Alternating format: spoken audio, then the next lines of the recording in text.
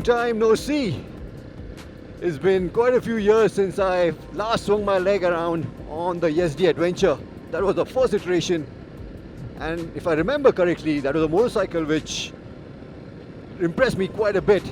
I in fact picked it over the Himalayan 411 because of this engine, thanks to its longer legs, and yeah, the ride quality, suspension being very similar to the 411, which was at that point of time the benchmark. But now in this iteration, primarily what Yezdi have gone for is to help this motorcycle stand out from everything else in the market, and primarily again the Himalayan 411, because this had an uncanny resemblance to that motorcycle. But that's no longer the case, because now you have a new twin pod headlight, which I think is pretty cool, pretty funky, gives it a very distinctive look, and you have a twin pod tail light as well. That I'm not as fond of, mainly because I prefer the simpler design on the older motorcycle. Other than that, you have different colorways, different graphics. The cage, which normally sits on the tank, it's not on this motorcycle, but it's supposed to come with this motorcycle. That's also been redesigned. It's a lot slimmer compared to the previous iteration. But as soon as you start riding it, the first thing you notice is the strides that Yezdi have made in terms of the engine refinement. So it's the same 334cc engine, makes the same 29.6 PS, 29.6 Newton meters of torque, but they have really worked on the fueling. Again, they were the first guys to really introduce a different map for every gear, and the idea there was they wanted to really work on the low end and mid-range. And yeah, this does feel a lot like a long stroke motor. You have this lovely exhaust note, and the refinement is there up to 6,000 RPM. This bike feels really smooth, really refined. The gearbox is, for the most part, nice and slick. Not the most precise, but when it does slot in, it slots in really well. Also in terms of tractability, this is fantastic.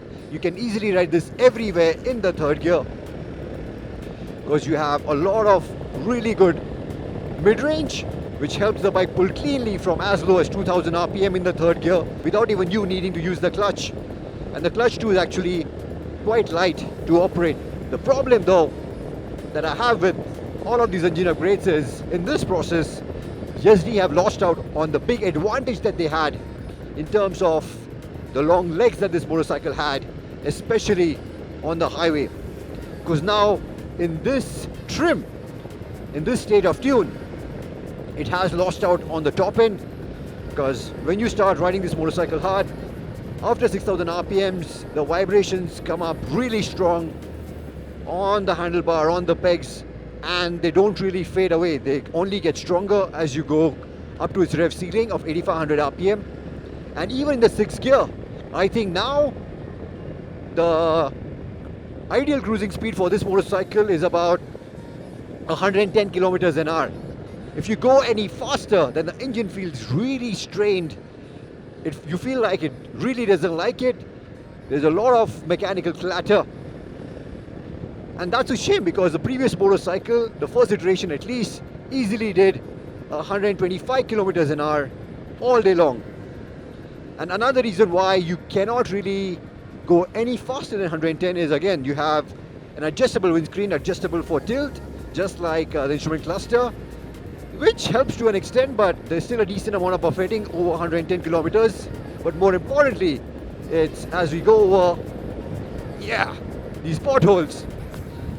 What used to be, again, a very strong point of this motorcycle, its suspension and the ride quality, has now worked against it.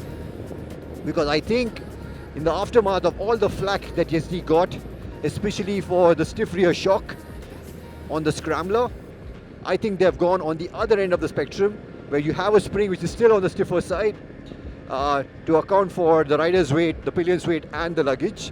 But the rebound damping is almost not there, which means this is like a pogo stick.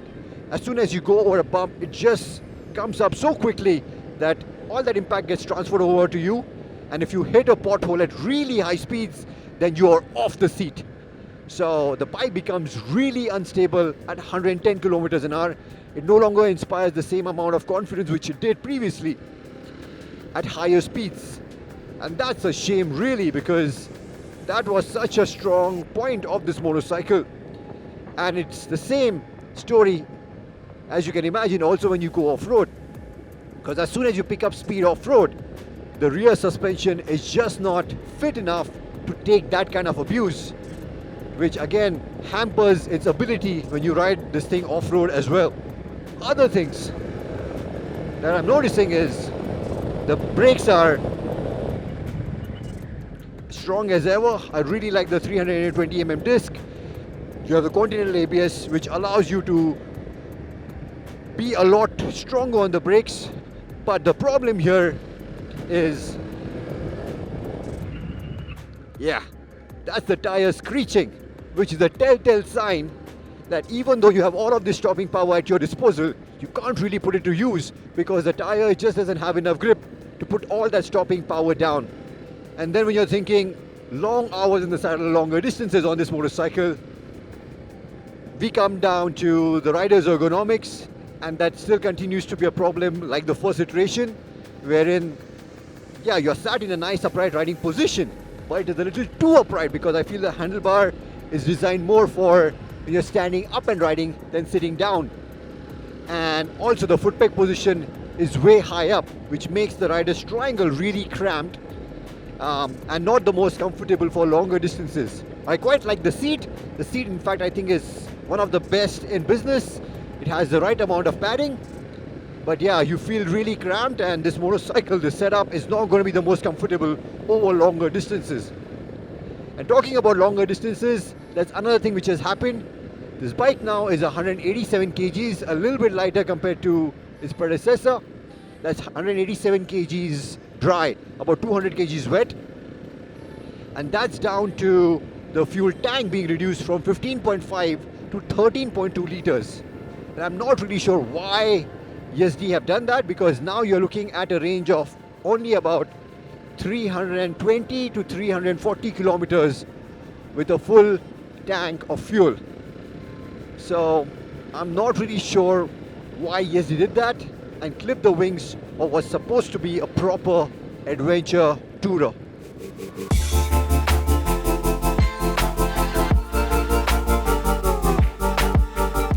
So to summarize, the 2025 Yezdi Adventure in some aspects is an improved motorcycle and definitely makes a stronger case considering it's now 1.98 lakh price tag after the GST cut. You have traction control, you have different modes of ABS and all of that.